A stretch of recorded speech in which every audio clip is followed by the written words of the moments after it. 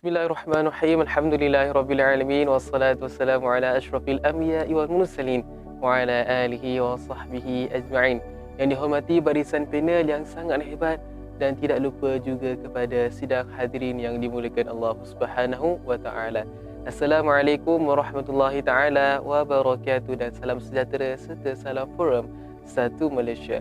Ahli panel dan sidang hadirin yang dirahmati Allah Subhanahu wa taala, alhamdulillah bersyukur kita ke hadirat Allah Subhanahu wa taala kerana dengan izin dan limpah kurnianya dapat kita bersama-sama lagi bersua dalam forum pada hari yang ceria ini. Saya Muhammad Nurul Salihin bin Mazni Fairuz insya-Allah akan bersama-sama dengan anda untuk mempengerusikan forum kita pada hari ini.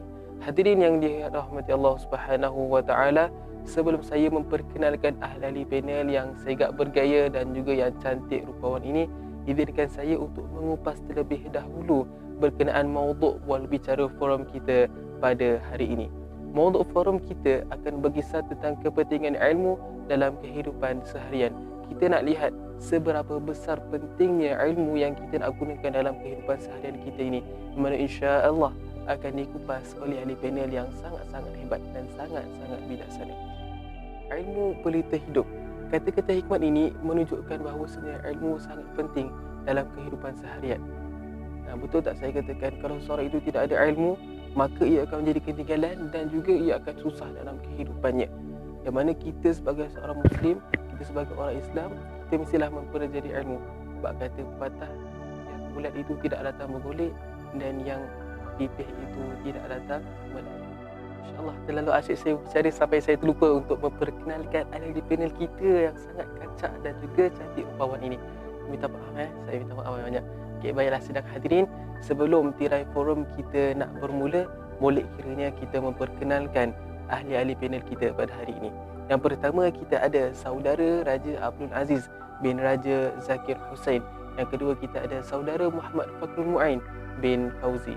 Yang ketiga, kita ada saudara Wan Muhammad bin Wan Luqman.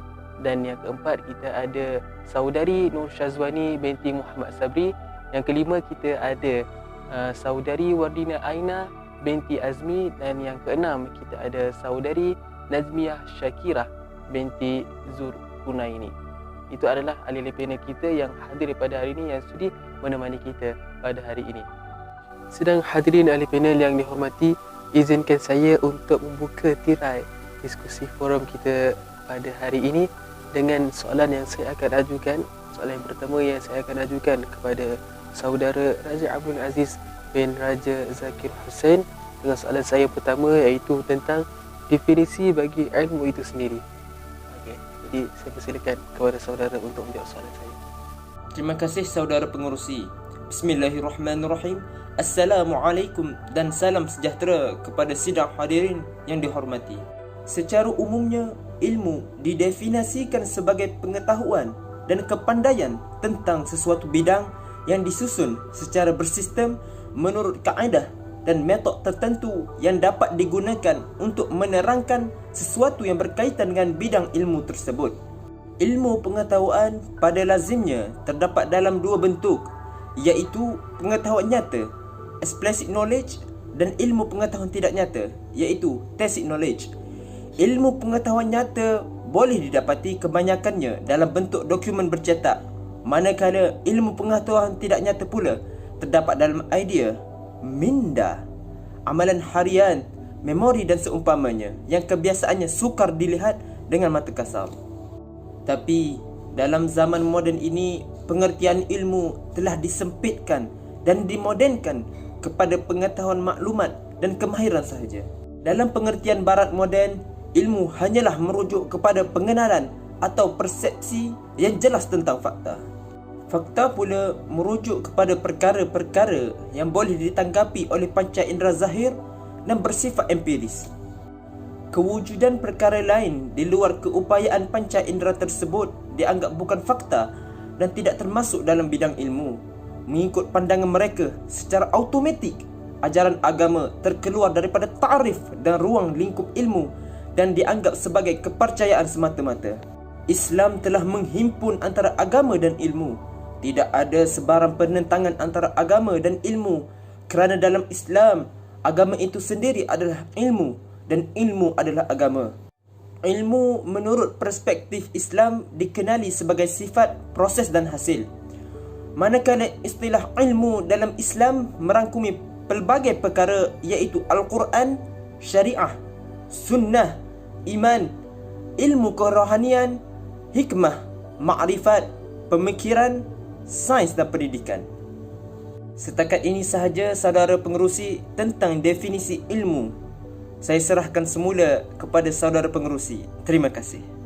Terima kasih diucapkan kepada saudara Raja Abdul Aziz atas jawapan yang begitu tepat. Dan bagi saya, ilmu dan juga agama itu memang tidak boleh dipisahkan, kerana kedua-dua itu memang saling berkaitan. Jadi sebagai seorang yang berilmu, kita mestilah pastikan agama masih terjaga dalam diri kita. Seterusnya saya mempersilakan ahli panel yang kedua untuk menjawab soalan saya yang kedua, iaitu tentang apakah kelebihan kalau seseorang itu ada ilmu. Ini maksudnya dia berilmu lah, apa kelebihan yang dia akan dapat. Jadi untuk soalan ini saya mempersilakan kepada saudara Muhammad Fakrul Mu'in bin Fauzi untuk menjawab soalan tersebut. Dipersilakan. Assalamualaikum warahmatullahi wabarakatuh. Tajuk kepentingan ilmu pengetahuan. Ilmu merupakan satu perkara yang penting dalam kehidupan manusia. Perkembangan dan kemajuan suatu bangsa di dunia ini berkait rapat dengan kemajuan dan perkembangan ilmu pengetahuan yang terdapat pada suatu bangsa itu sendiri. Justru itu, Islam mengingatkan tentang hakikat ini menerusi pelbagai ayat Al-Quran dan hadis Rasulullah SAW. Penekanan terhadap kepentingan dan kepaduan menuntut ilmu membuktikan bahawa Islam adalah satu agama yang memertabatkan ilmu, yang memertabatkan ilmu pengetahuan dan orang-orang yang berilmu. Baginda Rasulullah SAW pernah bersabda, yang mana maksudnya menuntut ilmu itu adalah wajib ke atas tiap-tiap orang Islam, lelaki maupun perempuan. Berdasarkan hadis tersebut, jelas bahawa menuntut ilmu adalah satu perkara yang penting dan menjadi kewajipan bagi setiap orang Islam. Antara kepentingan ilmu pengetahuan ialah: yang pertama, kedudukan serta martabat orang yang berilmu diangkat dan diletakkan di tempat yang lebih tinggi. Dengan erti kata lain, ilmu dapat mengangkat derajat seseorang kepada derajat yang tinggi di sisi Allah dan masyarakat. Firman Allah dalam Al-Quran dalam surah Al-Mujadalah ayat yang ke-11. A'udzubillahi minasyaitonirrajim. Bismillahirrahmanirrahim. Yarfa'ullahu alladhina amanu minkum walladhina utul ilma darajat wallahu bima ta'maluna khabir. Sadaqallahul azim. Mafhumnya, Allah mengangkat beberapa darjat orang yang beriman dan orang-orang yang diberi ilmu pengetahuan. Yang kedua, ilmu dapat meninggikan dan membezakan taraf di kalangan manusia. Firman Allah dalam surah Az-Zumar ayat yang ke-9. A'udzu billahi minasyaitonir rajim. Bismillahirrahmanirrahim. Qul hal yastawi alladhina ya'lamuna wal ladhina la ya'lamun. Innama yatadhakkaru ulul albab. Sadaqallahul azim. Maksudnya, katakanlah, adakah sama orang yang berilmu dengan orang yang tidak berilmu? Sesungguhnya mereka yang mendapat peringatan dan petunjuk hanyalah di kalangan hambanya yang berilmu dan bijaksana. Yang ketiga, ilmu dapat membentuk kepribadian yang baik dan menjadikan seseorang itu bertakwa dan cintakan Allah SWT dan Rasulnya. Firman Allah dalam surah Al-Fatir ayat yang ke-28. A'udzu billahi minasyaitonir rajim. Bismillahirrahmanirrahim. Innama yakhshallaha min 'ibadihi al-'ulama. Sadaqallahul azim. Mafhumnya, sesungguhnya yang takutkan Allah daripada hamba-Nya ialah orang-orang yang berilmu. Seterusnya, ilmu pengetahuan akan membawa manusia ke arah kebahagiaan hidup di dunia dan di akhirat. Ini memberikan kekuatan ketika dalam kesusahan dan ketika berhadapan dengan musuh. Terima kasih atas penjelasan yang panjang lebar daripada saudara Muhammad Fakrul Mu'in dengan jawapan yang begitu mantap. Dan juga bagi saya, kalau seseorang itu berilmu, pasti kan dia akan menjadi seorang yang sangat berguna. Okay, soalan saya yang ketiga, soalan yang seterusnya saya nak ajukan kepada saudari Nur Syazwani bin Muhammad Sabdi. Soalan saya berbunyi begini. Saya nak tanya, apakah kesan ya, tentang seseorang yang ada ilmu. Untuk jawab soalan ini, saya persilakan kepada saudari untuk menjawab soalan tersebut. Dipersilakan. Assalamualaikum warahmatullahi wabarakatuh. Jadi terima kasih kepada moderator di atas pertanyaan tentang kesan ilmu terhadap kehidupan. Hakikatnya dunia ini tidak akan berubah tanpa perkembangan ilmu. Sesiapa saja yang menguasai ilmu, mereka boleh menguasai dunia. Hebatnya orang berilmu ni sehingga menjadi model kepada masyarakat. Sesungguhnya ilmu itu luas dan pelbagai. Kita tidak akan dapat menguasai semua ilmu, namun kita dapat menikmati banyak ilmu. Pun begitu, tidak ramai yang berminat dengan ilmu. Adalah jelas ilmu ni tidak akan diperoleh tanpa berusaha untuk berfikir. Sebetulnya tidak ramai yang mahu mendalami ilmu. Bagi mereka, ilmu dicari untuk meluaskan kekayaan dan mengukuhkan kedudukan. Tidak dinafikan ramai yang berjaya memanipulasi ilmu untuk kejayaan peribadi sehingga lupa matlamat asal mencari ilmu. Dalam konteks pendidikan Islam, pendidikan hendaklah berteraskan Al-Quran dan As-Sunnah yang didasari oleh Tauhid dan keesaan Allah Subhanahu Wa Taala. Kegagalan untuk meletakkan Al-Quran dan As-Sunnah dalam pendidikan Islam akan menyebabkan kegagalan dalam membentuk sasiah Muslim yang komited terhadap tuntutan agama. Dalam agama Islam juga, ilmu ni amat penting bagi memastikan kesempurnaan dalam beribadah. Sebelum melakukan sesuatu ibadah, seorang Muslim itu perlu tahu secara terperinci ibadah yang ingin dilakukan. Contohnya, untuk melakukan solat, mereka perlu tahu mengenai waktu, rukun dan syarat sah. Tanpa ilmu ni, pelaksanaan sesuatu ibadah akan menjadi cacat. Rukun solat seperti rukuk yang ditinggalkan menjadikan ibadah itu batal. Amalan yang benar begitu penting kerana di zaman sekarang masyarakat terdedah dengan pelbagai fahaman pelik, ilmu sonsan dan sebagainya. Ada yang menjadi ekstrem melampau, taksub dan pelbagai lagi. Segala penyakit ini jika tidak ditangani dengan baik, sudah pasti ia boleh menjadi barah di dalam kehidupan masyarakat. Maka pokok pangkalnya ia tetap memerlukan kepada ilmu. Di samping itu, ilmu merupakan teras kepada pembangunan sesebuah masyarakat dan negara. Tanpa ilmu, masyarakat umumnya akan hidup dalam kemunduran dan terombang-ambing. Di samping itu, akan menyebabkan keruntuhan moral dan kejahilan yang berleluasa. Selaras dengan kepentingannya, maka ianya perlu dijadikan satu agenda penting yang patut dilaksanakan mengikut landasan yang sewajarnya. Sesungguhnya, tanpa ilmu pengetahuan, hidup manusia akan berada di dalam kegelapan. Tanpa ilmu, kehidupan manusia tidak akan maju. Dan tanpanya juga, manusia tidak dapat membezakan antara kebenaran dan kebatilan, sehingga mereka tidak mempunyai rasa takut terhadap azab Allah kerana sanggup untuk melakukan apa sahaja demi kepuasan hidup tanpa memikirkan batas agama dan syariah. Oleh itu, dengan ilmu sahajalah seseorang akan terselamat daripada tipu daya syaitan. Allah Subhanahu Wa Taala berfirman dalam surah Al-Baqarah ayat 269. A'udzubillahi minasyaitonirrajim. Yang bermaksud dia Allah memberikan hikmah kepada sesiapa yang dikehendakinya, dan sesiapa yang diberi hikmah itu, maka sesungguhnya dia telah diberikan kebajikan yang banyak, dan tiadalah yang dapat mengambil pengajaran melainkan orang-orang yang mempunyai akal yang dapat memikir dan memahaminya. Jadi setakat itu sajalah saya serahkan kembali kepada moderator. Sekian, terima kasih. Terima kasih diucapkan kepada saudari Nur Syazwani atas jawapan yang sangat bernas, dan kiranya ketiga-tiga panel telah menjawab soalan anda dan insya-Allah dapat memuaskan hati anda lah, insya-Allah. Dan tanpa melengahkan masa, saya mempersilakan kepada para penonton yang ingin menanyakan soalan. Ada kiranya nak tanya soalan tentang yang mana anda tidak faham. Okey, jadi dipersilakan untuk menanyakan soalan. Terima kasih kepada saudara Salihin. Di sini saya ada dua soalan yang ingin ditujukan kepada Ustaz Wan Muhammad. Soalan pertama berbunyi, bagaimanakah cara untuk mengimbangi ilmu dari sudut ilmu duniawi dan ukhrawi? Soalan kedua, Apakah hukum bagi seseorang yang sengaja melebihkan atau mengutamakan ilmu duniawi berbanding ilmu ukhrawi? Terima kasih. Baik, soalan yang pertama yang diajukan daripada penonton, yang mana saya kira soalan yang sangat menarik ya. Sangat menarik. Jadi untuk menjawab soalan yang pertama ini, saya mempersilakan kepada saudara Wan Muhammad bin Wan Nu'man untuk menjawab soalan tersebut. Falyatafaddal mashkura.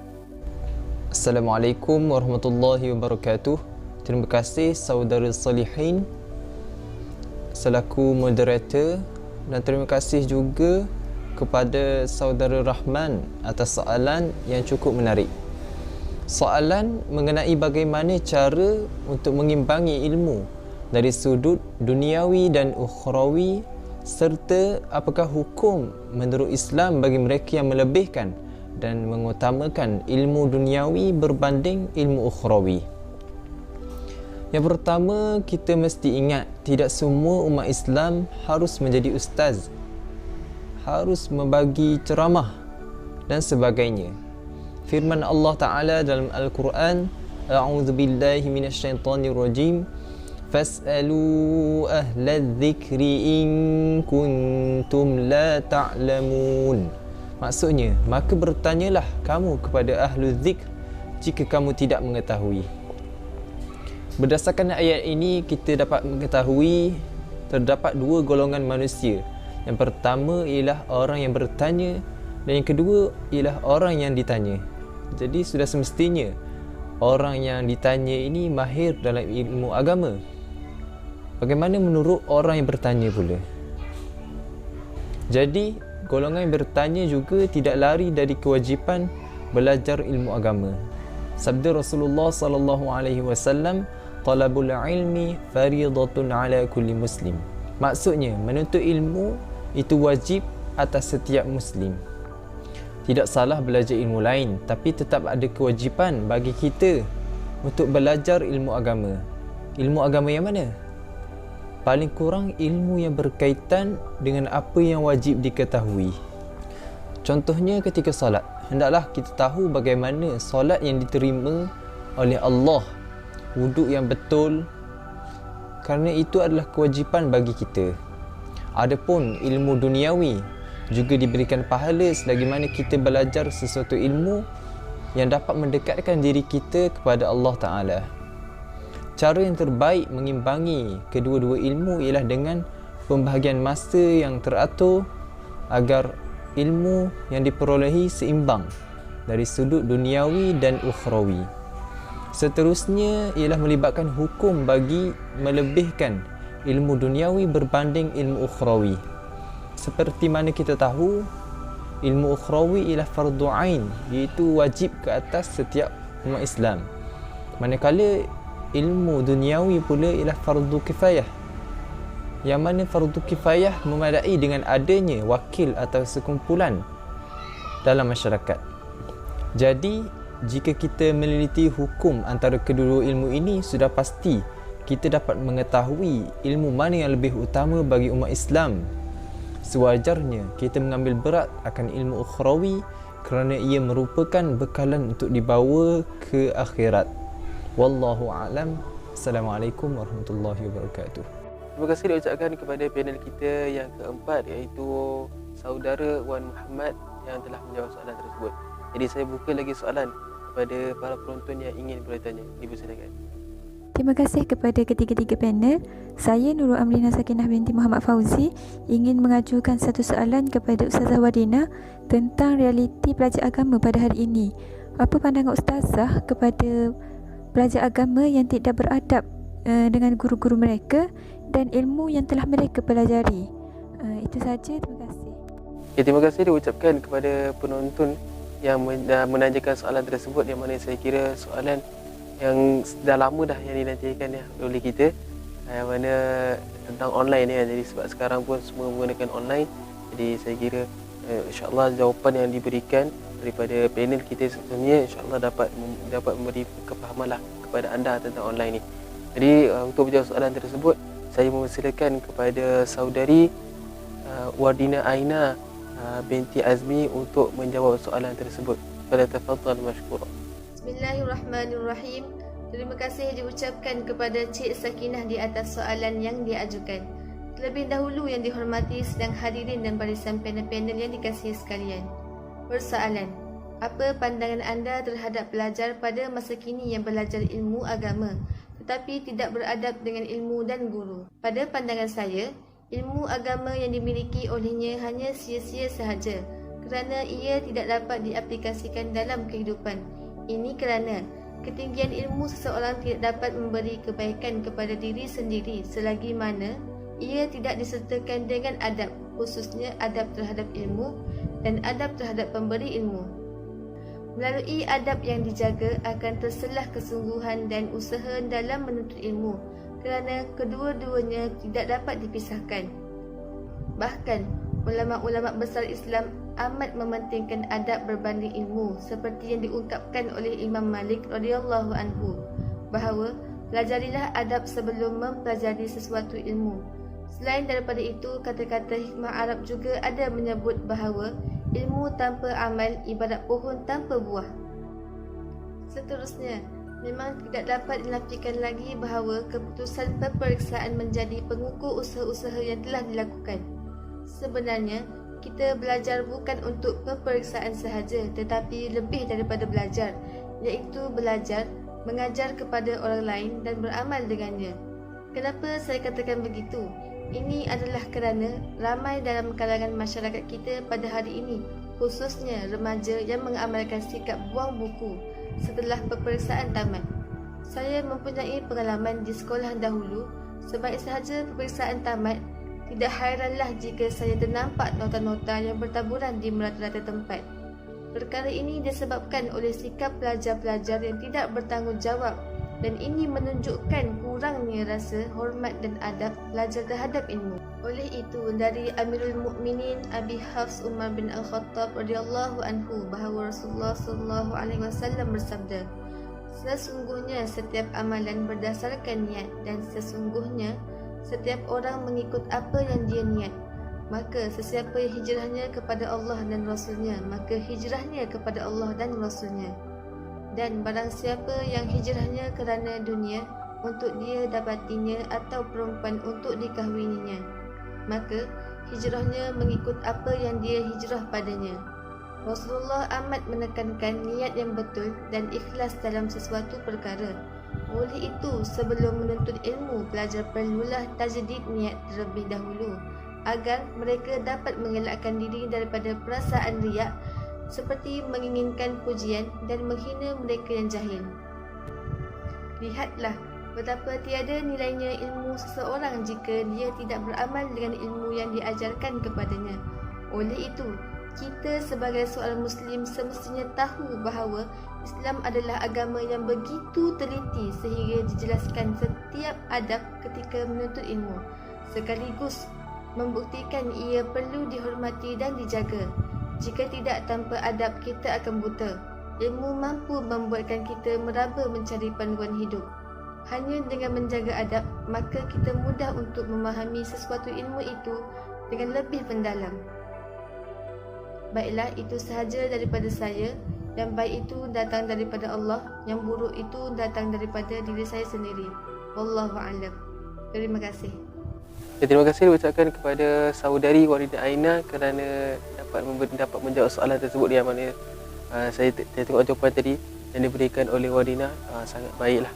Yang mana insya-Allah dapat menjawab soalan daripada anda dan insya-Allah anda buat di lain tempat tersebut. Okey, seterusnya saya buka lagi soalan yang terakhir daripada penonton yang ingin bertanya. Silakan, ada yang nak tanya? Okey, terima kasih. Terima kasih diucapkan kepada semua ahli panel. Saya ada satu soalan untuk diajukan kepada Cik Najmiah. Apakah pandangan anda tentang orang yang mempunyai banyak ilmu tetapi tidak mengamalkan ilmu yang dimilikinya? Dan apakah cara atau solusi yang dapat membantu untuk istiqamah dalam mengamalkan ilmu tersebut? Okay, dua soalan yang ditanyakan iaitu tentang kesan kalau kita tidak mengamalkan ilmu dan bagaimana cara kita nak istiqamah dan ilmu yang kita ada. Jadi untuk menjawab soalan ini, saya persilakan kepada saudari Nazmiah Syakirah binti Zurkunaini untuk menjawab soalan tersebut. Falyatafadhal mashkura wa ma'jura. Assalamualaikum warahmatullahi wabarakatuh dan salam sejahtera. Terima kasih kepada saudari Khairani atas soalan yang diajukan. Sahabat ahli panel dan sidang hadirin yang dihormati sekalian, saya berpendapat bahawa seorang penuntut ilmu yang tidak beramal dengan ilmu yang dimilikinya adalah sangat tidak wajar, sedangkan ilmu itu dipelajari untuk meningkatkan amalan. Semoga kita terlindung dari bahayanya belajar agama namun enggan mengamalkan ilmu tersebut. Semoga kita boleh mengambil ibrah dari kisah pada zaman Nabi SAW. Dari Usamah bin Zaid, Nabi SAW bersabda yang bermaksud, ada seseorang yang didatangkan pada hari kiamat lantas ia dilemparkan ke dalam neraka. Usus-ususnya terburai lalu dia diputar-putar seperti keldai memutari penggilingannya. Lalu penghuni neraka berkumpul di sekitarnya dan bertanya, "Wahai fulan, ada apa denganmu? Bukankah kamu dahulu yang memerintahkan kami kepada kebaikan dan melarang kami dari kemungkaran?" Dia menjawab, "Benar, aku dulu memerintahkan kalian kepada kebaikan, namun aku sendiri tidak mengerjakannya. Dan aku dulu melarang kalian dari kemungkaran, namun aku sendiri yang mengerjakannya." Hadis riwayat Bukhari dan Muslim. Menurut Ibnu Mas'ud radhiyallahu anhu pula, siapa yang belajar ilmu agama lantas tidak mengamalkannya, maka hanya kesombongan pada dirinya yang terus bertambah. Berhati-hatilah juga dari salah niat. Dari Ibnu Umar, Nabi SAW bersabda yang bermaksud, siapa yang belajar agama kerana selain Allah atau menginginkan dengan ilmu tersebut untuk selain Allah, maka hendaklah ia menempati tempatnya di neraka. Belajar bukanlah untuk berdebat, tetapi niat yang benar adalah untuk memperbaiki diri sendiri terlebih dahulu. Dari Jabir bin Abdullah, ia berkata, janganlah belajar ilmu agama untuk berbangga diri di hadapan para ulama atau untuk berdebat dengan orang-orang bodoh. Dan jangan mengelilingi majlis untuk maksud seperti itu. Kerana barang siapa yang melakukan demikian, maka neraka lebih pantas baginya. Hadis riwayat Ibnu Majah. Seterusnya, antara cara mengamalkan sesuatu ilmu adalah dengan mengajarkannya atau berkongsi dengan orang lain. Pepatah Arab pernah mengatakan bahawa ilmu tanpa amal umpama pohon tanpa berbuah. Maksudnya, sebesar mana pun sesuatu pokok itu tetap tidak dapat memberikan manfaat kepada sesiapa sekiranya pokok tersebut tidak mengeluarkan buah. Begitu juga perumpamaannya dengan ilmu. Sehebat atau setinggi mana ilmu seseorang itu, jika tidak diamalkan atau dikongsi, samalah seperti pohon yang tidak berbuah. Syekh Abdul Rahman bin Qasim rahimahullah juga pernah mengatakan bahawa amal adalah buah dari ilmu. Ilmu itu ada dalam rangka mencapai sesuatu yang lainnya. Ilmu diibaratkan seperti sebuah pohon, sedangkan amalan adalah seperti buahnya. Maka setelah mengetahui ajaran agama Islam, seseorang harus menyertainya dengan amalan kerana orang yang berilmu tetapi tidak beramal dengannya lebih buruk keadaannya daripada orang bodoh. Oleh itu, sahabat-sahabat dan hadirin sekalian, amalkanlah sesuatu ilmu walaupun sedikit asalkan kita berusaha dan ikhlas kerana ia pasti akan membawa keberkatan ke dalam hidup kita. Begitu juga janganlah kita meninggalkan ilmu yang telah kita belajari kerana lambat laun ilmu itu pasti akan hilang dan lari meninggalkan kita. Genggamlah ilmu dengan kuat. Nescaya ia pasti memberi manfaat kepada kita baik di dunia maupun di akhirat. Akhir sekali, marilah kita sama-sama mengamalkan doa yang pernah dibacakan oleh Nabi SAW yang berbunyi, Ya Allah, aku memohon kepadamu ilmu yang bermanfaat, rezeki yang baik dan amalan yang diterima. Hadis riwayat Al-Baihaqi. Mudah-mudahan kita dikurniakan ilmu yang bermanfaat, rezeki yang baik, amalan yang diterima serta diberikan kekuatan untuk mengamalkan setiap ilmu yang telah kita pelajari sehingga akhir hayat kita. Allahumma amin. Semoga menjawab persoalan saudari yang bertanya. Terima kasih. Terima kasih diucapkan kepada saudari Nazmiah Syakirah di atas jawapan sebentar tadi, dan juga tidak lupa untuk saya ucapkan terima kasih sekali lagi kepada semua ahli panel yang telah betul-betul lumus untuk menjawab soalan-soalan yang ditanyakan. Terima kasih. Demikianlah ruang bicara forum kita pada hari ini, iaitu tentang kelebihan atau kepentingan ilmu dalam kehidupan seharian. Tuntasnya, tuntutlah ilmu walaupun di mana saja kita berada, kerana ilmu itu peliti hidup yang memberi panduan bagi diri kita. Terima kasih lagi diucapkan kepada semua ahli panel yang sudi hadir pada hari ini untuk membicarakan tentang isu ilmu ini, yang mana semoga forum ini menjadi wadah untuk melahirkan masyarakat yang sangat cakna terhadap isu-isu ilmu ini, yang mana selanjutnya dapat membantu untuk meletakkan ilmu ini di nombor pertama dalam kehidupan kita. Di mana harapan saya juga dalam forum ini dapat memberikan informasi yang bermanfaat kepada anda semua, iaitu sidang hadirin yang dimuliakan Allah Subhanahu wa taala. Sidang hadirin yang dimuliakan Allah Subhanahu wa taala, kalau berkayuh dah sampai dah ke pulau, kalau mendaki dah sampai dah ke bukit, kalau kita alhamdulillah dah sampai dah ke penghujung rancangan, entah kata salah tutur, entah maksud salah sampai. Terimalah salam, salam bersantun, salam yang minta maaf, salam yang minta ampun. Saya mewakili semua ahli panel mengucapkan setinggi-tinggi penghargaan kepada semua yang hadir pada hari ini sudi untuk bersama-sama dengan kita menjayakan forum pada hari ini. Lantaran keterbatasan waktu, saya mohon untuk mengakhiri majlis kita pada hari ini. Selanjutnya mohon untuk mengundur diri. Sekian, wabillahi taufiq wa hidayah. Wassalamualaikum warahmatullahi taala wabarakatuh. Salam satu Malaysia dan salam sejahtera kepada anda semua. Terima kasih.